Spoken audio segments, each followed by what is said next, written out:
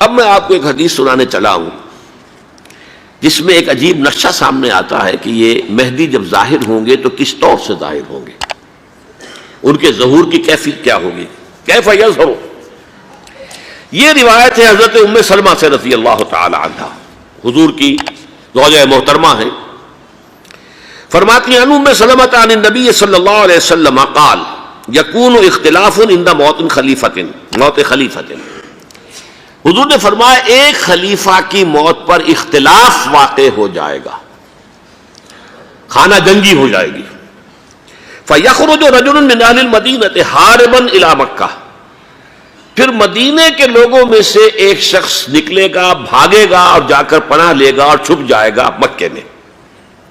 فَيَأْتِيهِ نَاسٌ مِّنْ أَهْلِ مَكَّةِ، پھر اس کے پاس آئیں گے اہل مکہ، مکہ کے لوگ، فَيُخْرِجُونَهُ، اور اسے نکالیں گے، جہاں وہ چھپے ہوئے ہوں گے وہاں سے نکالیں گے۔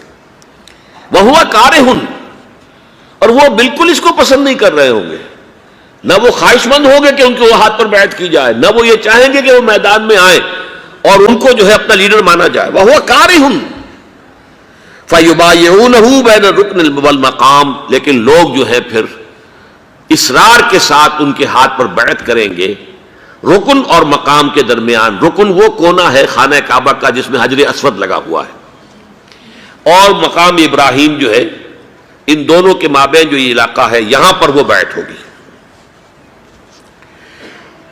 وَيُبْعَثُ إِلَيْهِ بَعْثٌ مِّنَ الشَّامِ، ان کے خلاف ایک لشکر بھیجا جائے گا شام سے۔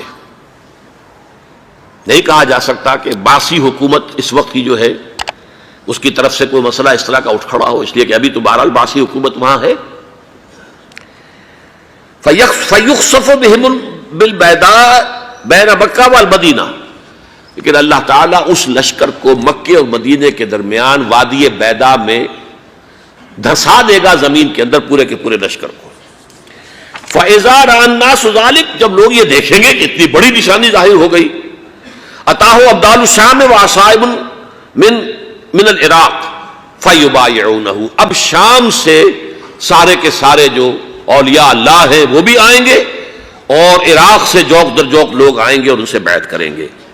وَيَعْمَلُ فِي النَّاسِ بِسُنَّةِ نَبِيِّهِمْ، پھر وہ عمل کریں گے لوگوں کے مابین، حکومت کریں گے اپنے نبی کی سنت کے مطابق۔ وَيُلْقِي الْإِسْلَامُ بِجَرَانِهِ، اور اسلام اپنی گردن زمین پر ٹکا دے گا۔ وَالْأَرْض فِي الْأَرْض، زمین میں۔ فَيَلْبَسُ 7 سنین، پھر وہ 7 برس تک حکمران رہیں گے۔ ثُمَّ يُتَوَفَّى، پھر ان کا انتقال ہوگا۔ وَيُصَلِّي عَلَيْهِ الْمُسْلِمُونَ، اور مسلمان ان پر نماز پڑھیں گے۔ یہ جو میں نے آپ کے سامنے نقشہ کھینچا ہے، اس سے اب میں ایک نتیجہ نکالتا ہوں، اسے بھی میرا گمان کہیے، اختلاف بھی کر سکتے ہیں، آپ اگر اس کو وزنی سمجھے تو قبول بھی کر سکتے ہیں۔ وہ یہ ہے کہ میرے نزدیک ان کے ظہور کا وقت قریب ہے، اور اس کی تھوڑی سی بعد میں مجھے معلوم ہوا کہ جین ڈکسن غالباً نام ہے امریکن اس کا، جس نے یہ پیشن کوئی خبر دی تھی کہ 1962 میں عالم عرب میں ایک بچہ پیدا ہوا ہے کہ جو وہاں کا نقشہ بدل کر رکھ دے گا۔ یہ جین ڈکسن کی غالباً پیشن گوئی ہے۔ بہرحال مجھے اس کی پیشن گوئی سے کوئی دلچسپی نہیں ہے، میں تو جو احوال دیکھ رہا ہوں، یعنی اسرائیل کا قائم ہو جانا، اور اس کے بعد اب یروشلم کا مسلمانوں کے ہاتھوں سے نکل جانا، اور اب گویا کہ وہ الملحمۃ العظمیٰ جو ہے تلی کھڑی ہے، کسی بھی وقت جو ہے یہ جو ہے وہ لاوا پھٹ سکتا ہے، آتش فشاں پھٹ سکتا ہے۔